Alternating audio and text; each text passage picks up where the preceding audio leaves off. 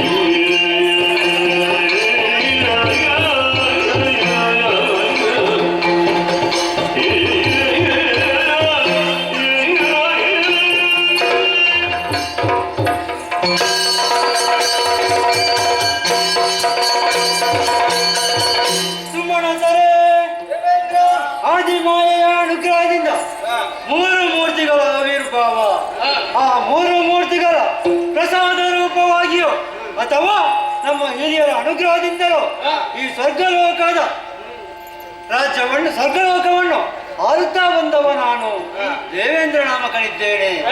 ಆದರೆ ಈ ಸ್ವರ್ಗಲೋಕದ ಸುರಪೀಠವನ್ನು ಬಂದು ನೋಡಿದೆ ಅಂತಾದರೆ, ಸಭೆಯನ್ನು ನೋಡಿದೆ ಅಂತಾದರೆ, ಓಹೋ ಹೋ ಹೋ ಹೋ ಪಕ್ಷಿ ವಾಹನನ ಪಾದವನ್ನು ಪಾತಾಳವೆಂತಲೂ, ಮಧ್ಯಭಾಗವನ್ನು ಭೂಲೋಕವೆಂತಲೂ, ಶಿರೋಭಾಗವನ್ನು ಸ್ವರ್ಗಲೋಕವೆಂತಲೂ ತಿಳಿದ ಪ್ರಾಜ್ಞರು ಬಣ್ಣಿಸಿದ್ದಾರೆ. ಹಾಗೆ ಮನುಷ್ಯರಿಗೆ ತಲೆಗೆ ಪ್ರಾಮುಖ್ಯವು ಮೂರು ಲೋಕದಲ್ಲಿ ಸ್ವರ್ಗಲೋಕವು ಅಷ್ಟೇ ಪ್ರಾಮುಖ್ಯತೆಯನ್ನು ಪಡೆದಿದೆ. ಇದಕ್ಕೆ ಕಾರಣ ಏನು? ನಾವು ಮಾಡಿಕೊಂಡು ಬಂದಂತಹ ಒಳ್ಳೆಯ ಕೆಲಸಗಳು ಆಗಿವೆ. ನಿಮ್ಮನ್ನೆಲ್ಲ ನೋಡುತ್ತಾ ಇರುವಾಗ ಒಂದು ಕಡೆಯಿಂದ ಅಗ್ನಿ, ವರುಣ, ವಾಯು, ಕುಬೇರ, ನಿರುದಿ ಮೊದಲಾದೆಲ್ಲವರು, ಇನ್ನೊಂದು ಕಡೆಯಲ್ಲಿ ಮನೋಮುನಿಗಳು, ಋಷಿ ಮುನಿಗಳು ಎಲ್ಲರೂ ಕೂತಿದ್ದಾರೆ. ಅಷ್ಟು ಮಾತ್ರವಲ್ಲ, ಇನ್ನೊಂದು ಕಡೆಯಲ್ಲಿ ರಂಭಾದಿ ನಾರಿಯರು ನರ್ತನವನ್ನು ಮಾಡುತ್ತಾ ಇದ್ದಾರೆ. ಇಷ್ಟಕ್ಕೆ ಮುಗಿಯಲಿಲ್ಲ. ಆ ಲಕ್ಷ್ಮೀನಾರಾಯಣ ಅನುಗ್ರಹದಿಂದ ನಮಗೆ ಯಾವ ಕಲರ ಬಾಧೆಯೂ ಇಲ್ಲ ಎನ್ನುವುದರಲ್ಲಿ ಒಂದು ಸಂದೇಹವೂ ನಮಗಿಲ್ಲ. ಹಾಗಿರುವಾಗ ಈ ಸಭೆಗೆ ಒಳಗೊಂಡು ಇರುವುದಕ್ಕೆ ಕಾರಣ ಏನು? ನನ್ನ ಮನಸ್ಸಿನಲ್ಲಿ ಒಂದು ಭಾವನೆ ಮೂಡಿದೆ. ಹೇಗೆ ಗೊತ್ತುಂಟ? ಒಂದು ಕಷ್ಟ, ಒಂದು ಪ್ರಶ್ನೆ, ಇದಕ್ಕೆಲ್ಲ ಉತ್ತರ ಸಿಗ್ಬೇಕು. ಏನು ಮಾಡೋಣ? ಇಲ್ಲೇ ಇರುವುದಲ್ಲ, ವಿಶ್ವಾಮಿತ್ರ ಮತ್ತು ವಸಿಷ್ಠ ಇರುವಂತಹ ಸಭೆಗೆ ನಾವು ತೆರಳಿ ಅಲ್ಲಿ ವಿಚಾರವನ್ನು ವಿನಿಯೋಗ ಮಾಡಿದೆ ಅಂತಾದರೆ ನನ್ನ ಪ್ರಶ್ನೆಗೆ ಉತ್ತರ ಸಿಕ್ಕಿತು. ಆ ಕಡೆಗೆ ಹೋಗುವ.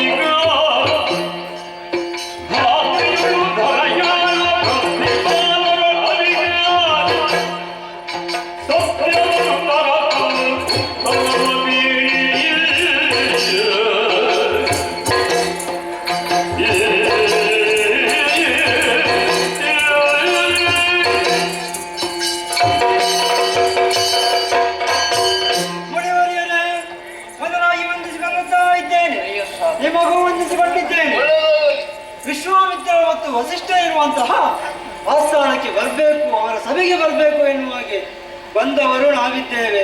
ಬಂದಂತ ನಿಮ್ಮನ್ನು ಕಂಡೆವು, ಎಲ್ಲರೂ ಬಂದ ಹಾಗಿದ್ದಾರೆ, ಎಲ್ಲರೂ ಬಂದಿದ್ದಾರಲ್ಲ ಎನ್ನುವಂತಹ ವಿಚಾರ ಸಂತೋಷ ನನಗೆ. ಆದರೆ ನನ್ನ ಮನಸ್ಸಿನಲ್ಲಿ ಒಂದು ಆಸೆ ಉಂಟು, ಪ್ರಶ್ನೆ ಉಂಟು, ಯಾರಾದರೂ ತಿಳಿಸುವಂತಿದ್ದರೆ ಕೇಳಬಹುದೇ? ಮುನಿಗಳೇ, ಈ ದೊರೆಯಲ್ಲಿ ಒಂದೇ ವಾಕ್ಯವನ್ನು ಆರಿಸಿ ಯಾರು ರಾಜ್ಯಭಾರವನ್ನು ಮಾಡುತ್ತಾರೆ, ಅಥವಾ ಒಂದೇ ಮನಸ್ಸಿನಿಂದ ಯಾರೊಬ್ಬ ರಾಜನಿದ್ದಾನೆ, ಅಥವಾ ಏಕಪತ್ನಿ ವೃತಸ್ಥನಿರುವಂತಹ ಯಾರೊಬ್ಬ ರಾಜನಿದ್ದಾನೆ ಎನ್ನುವಂತಹ ವಿಚಾರ ನನ್ನ ತಲೆಯಲ್ಲಿ ಆಗದಿಂದ ಪ್ರಶ್ನೆಯಾಗಿಯೇ ಉಳಿದಿತ್ತು. ಆ ಪ್ರಶ್ನೆಗೆ ಉತ್ತರ ನೀಡುವಂತಹ ಯಾರಾದರೂ ನಿಮ್ಮಲ್ಲಿದ್ದರೆ ನನಗೆ ಉತ್ತರವನ್ನು ನೀಡಬೇಕೆಂದು ನಿಮ್ಮಲ್ಲಿ ಕೈ ಮುಗಿದು ಕೇಳುತ್ತಿದ್ದೇನೆ.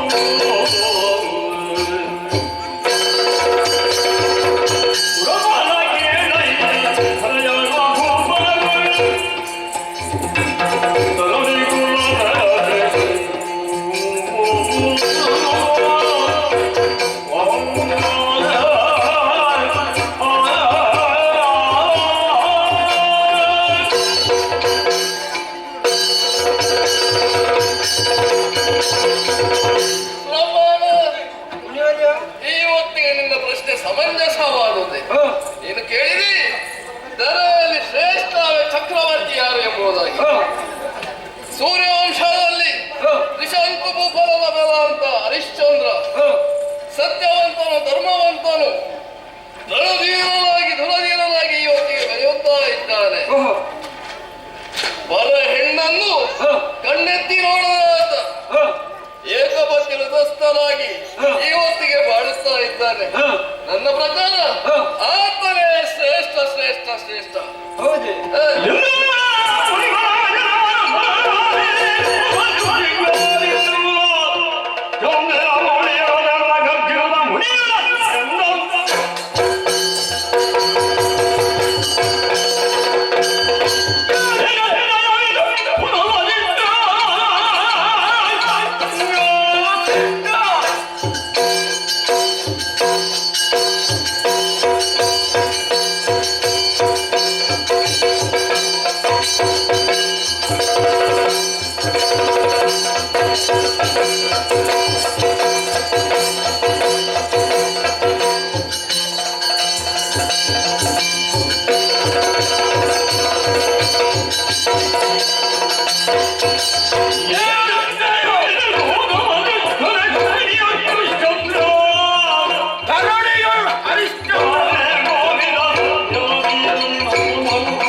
ನುಡಿದೆಯೋ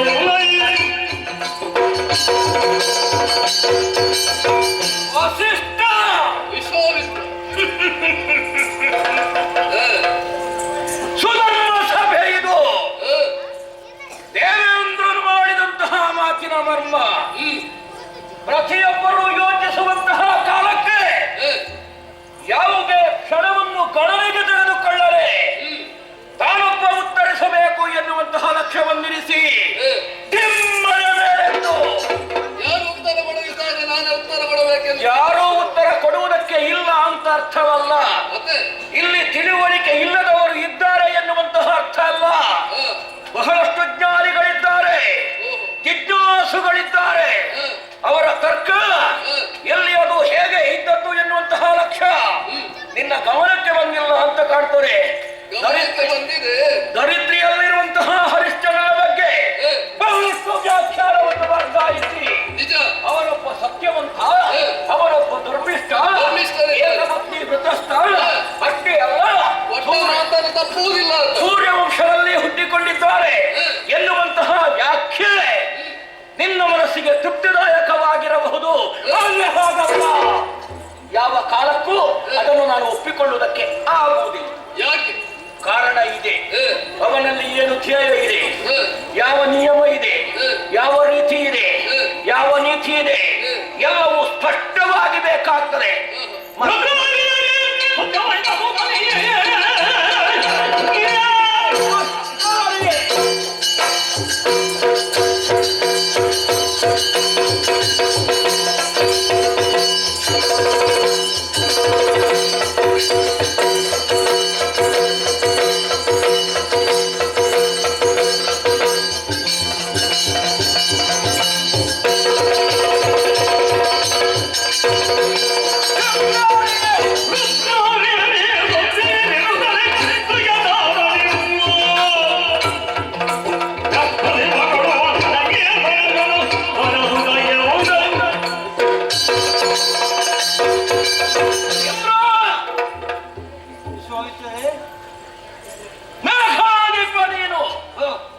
ಹುಡುಗಿನ ಪ್ರಪಂಚ ಯಾವ ಪ್ರಾಯವಾಗಬಹುದು. ಅಷ್ಟೇ ಅಲ್ಲ, ನಿನಗೆ ಅರಿವಿಲ್ಲದೆ ಪ್ರಶ್ನೆಯನ್ನು ಮಾಡಿದವನು ನೀನು. ಎಲ್ಲವನ್ನು ತಿಳಿದುಕೊಳ್ಳುವಂತಹ ಸಾಮರ್ಥ್ಯ ನಿನ್ನಲ್ಲಿ ಉಂಟು. ಆದರೂ ಈ ಕಾಲಕ್ಕೆ ಒಬ್ಬ ವ್ಯಕ್ತಿಯನ್ನು ಉದ್ಘಾಟಿಸಬೇಕು ಎನ್ನುವಂತಹ ಲಕ್ಷ್ಯವೋ ನಿನ್ನದು. ಏನೇ ಇರಲಿ, ಈ ಹುಲು ವಸಿಷ್ಠ ಹೇಳಿದ ಮಾತನ್ನು ಕೇಳಿಕೊಂಡು ಒಪ್ಪಿಕೊಂಡಿರುವುದಕ್ಕೆ ನಾವು ದಡ್ಡರಲ್ಲ. ಹಾಗಾಗಿ ಇದನ್ನು ಒಪ್ಪುವುದಿಲ್ಲ.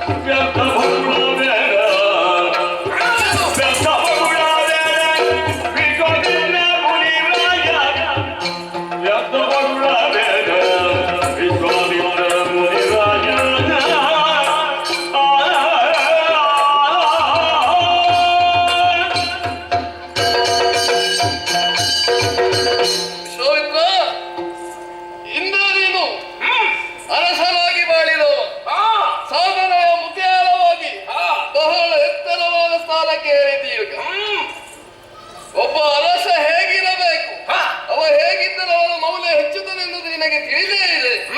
ಆದರೆ ಈ ಹೊತ್ತಿಗೆ ಹರಿಶ್ಚಂದ್ರನ ಕುರಿತು ನಾನು ಕೊಂಡಾಡಿದರೆ ಅವನನ್ನು ತೆಗಳುತ್ತಾ ಇದ್ದೀಯ. ಅವರಲ್ಲಿ ಸತ್ಯತೆ ಇಲ್ಲ, ಧರ್ಮಾತ್ಮನಲ್ಲ.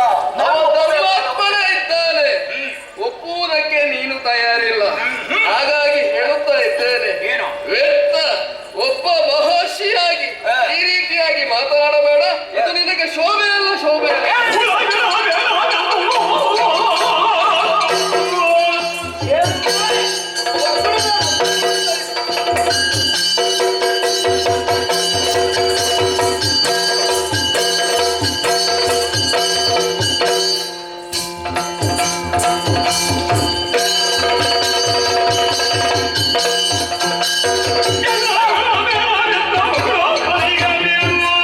ಬರಬಹುದು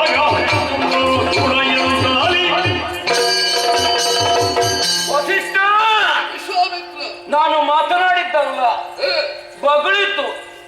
ಬಗಳದೆ ಹೌದಾ? ನಿನ್ನ ಯೋಚನೆ ಹಾಗೆ ಹೌದೇನೋ? ಗುಣವ ನಾಲಿಗೆಯ ರೋಹಿತು ಅಂತ ಒಂದು ಮಾತು.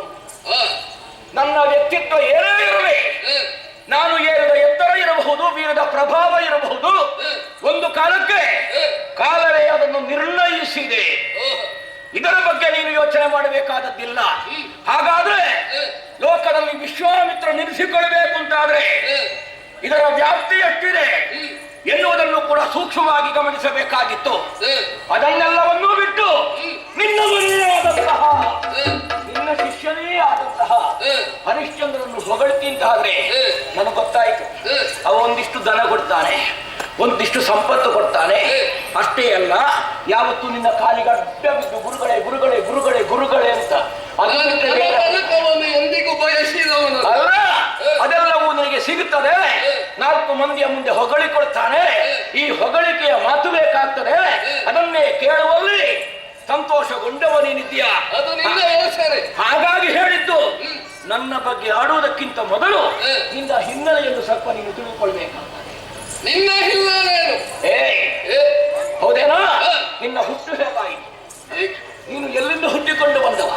ಹಾಗಾಗಿ ಅಂಥದ್ದನ್ನೆಲ್ಲವನ್ನು ಗಣನೆಗೆ ತೆಗೆದುಕೊಂಡೆ ಉಂಟಾದ್ರೆ ನಿನ್ನ ಜಾತೀಯತೆ ಎನ್ನುವಂತಹ ಯಾವ ಮುಚ್ಚುದೆ ಅಂತ್ಯ ಅದೆಲ್ಲವೂ ನಾಲಕ್ಷ.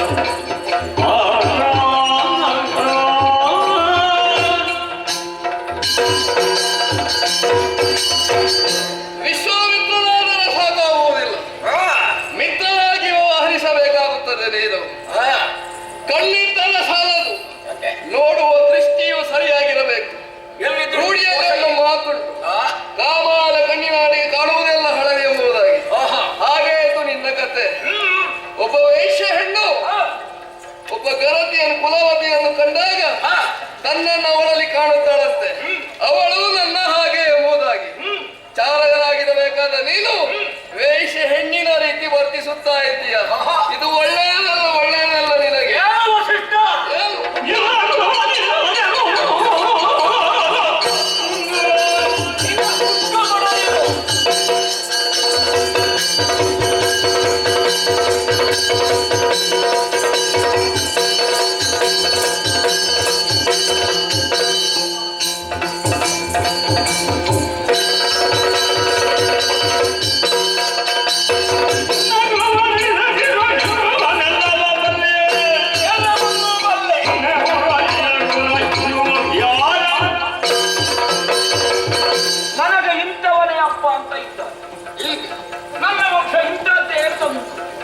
ನನಗೊಂದು ಕುಲ ಉಂಟು, ಗೋತ್ರ ಉಂಟು, ಸೂತ್ರ ಉಂಟು, ಪ್ರವರ ಉಂಟು. ನಿನ್ನದು ಯಾವ ಕುಲ? ಶಾಪಗ್ರಸ್ತನಾಗಿ ಅಳಿದು ಹೋದಂತಹ ಕಾಲಕ್ಕೆ ಅದೇ ಊರ್ವಶಿ ಒಬ್ಬನಿಂದಾಗಿ ಹುಟ್ಟಿಕೊಂಡವರಲ್ಲ, ಮೈತ್ರ ಮತ್ತು ವರುಣ ಇವರಿಬ್ಬರ ಸಂಯೋಗದಿಂದ ಹುಟ್ಟಿಕೊಂಡವ. ನಿನ್ನ ಜಾತಿ ಯಾವುದಪ್ಪ?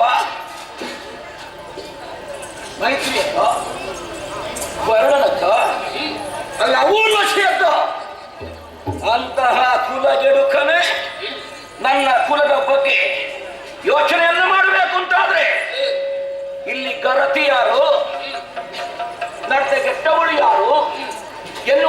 ಪ್ರತ್ಯಕ್ಷವಾಗಿ ನೀನು ಯೋಚಿಸಬೇಕಾಗ್ತದೆ. ಅದನ್ನೆಲ್ಲವನ್ನೂ ಬಿಟ್ಟು ಈ ತೆರನಾದಂತಹ ವ್ಯವಹಾರವನ್ನು ನೀನು ಕೈಗೊಂಡೆ ಅಂತಾದ್ರೆ ಪರಿಣಾಮ ನೆಟ್ಟಾಗದು.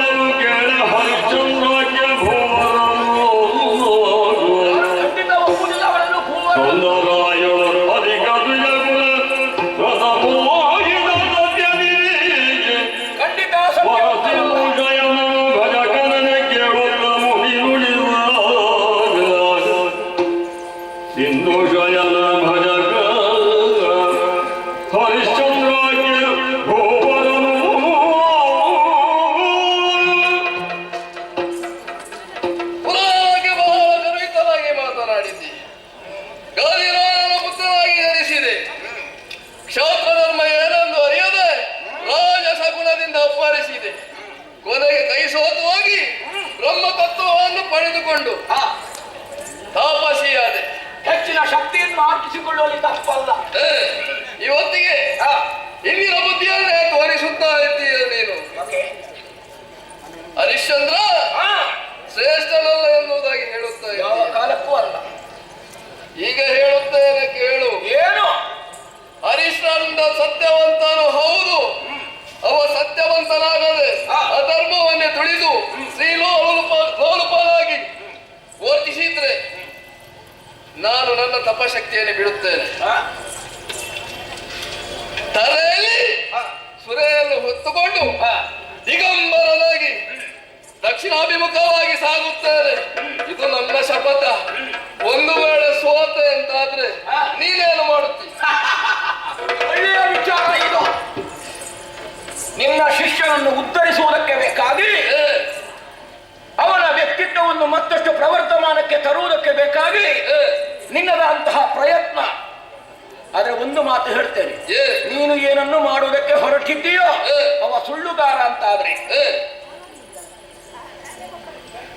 ನಾನು ಎಲ್ಲಿ ಮಾತಿಗೆ ತಪ್ಪುತ್ತೇನೋ ನೀನು ಸುಳ್ಳು ಹೇಳುವುದಿಲ್ಲ ಅಂತ ಹೇಳಿದ್ದು. ಅವ ಸುಳ್ಳು ಹೇಳುವುದಕ್ಕೆ ಸಾಧ್ಯವೇ ಇಲ್ಲ. ಅವನನ್ನು ಸುಳ್ಳು ಹೇಳಿಸ್ತೇನೆ.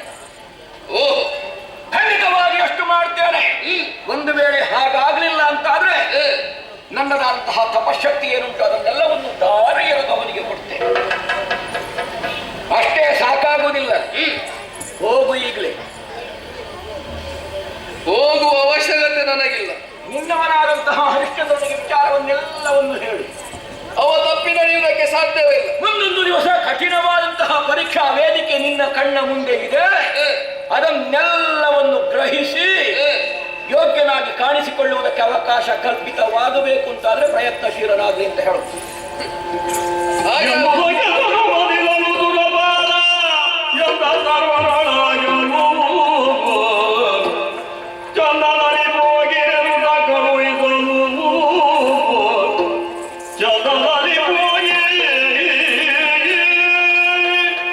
ವಿಶ್ವಾಮಿತ್ರರೇ, ವಸಿಷ್ಠರೇ, ನಾನೊಂದು ವಿಚಾರವನ್ನು ಇಲ್ಲಿ ನಿಮ್ಮ ಎದುರು ಹೇಳಿದೆ.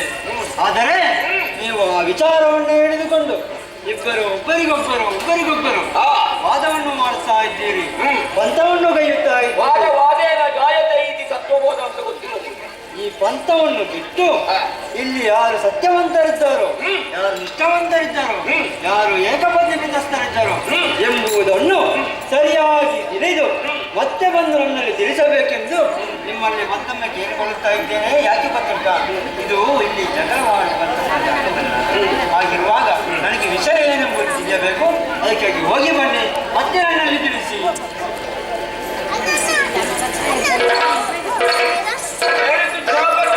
ನೀನು ಉದ್ಯೋಗ ಬಿಟ್ಟು ಶಿಕ್ಷಣಿಗೆ ಹೋಗಿ ಹೇಳು, ಅಗತ್ಯ ಇಲ್ಲ.